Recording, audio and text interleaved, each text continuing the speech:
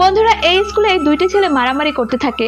তখন শিক্ষক এসে তাদের ছাড়িয়ে নেয় আর ভুল করা ছেলেটিকে থাপ্পড় মেরে দেয়, যেই জন্য ছেলেটি রেগে গিয়ে একটি ইট উঠিয়ে শিক্ষকের মাথা ফাটিয়ে দেয়।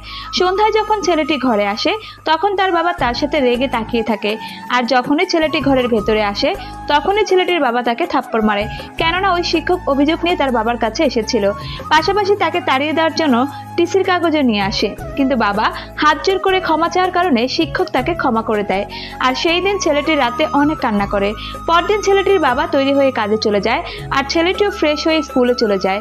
তখন ছেলেটি দেখে তার এক বন্ধু নতুন বাইক কিনে স্কুলে আসে, যেই জন্য ছেলেটি সে বাইকটিকে ধরে দেখতে থাকে।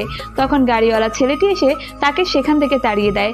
ছেলেটির বাবা একটি ফ্যাক্টরিতে ট্রাক থেকে মাল নামানোর কাজ করে, আর ছেলেটি স্কুল ছুটি হওয়ার পর সারাদিন ঘোরাফেরা করে। তারপর কাজ শেষে সন্ধ্যায় যখন বাবা বাড়িতে আসে তখন ছেলেটি তার বাবার কাছে নতুন বাইক কিনে দেওয়ার জন্য বলে। এরপর বাবা তাকে বকাঝকা করতে থাকে।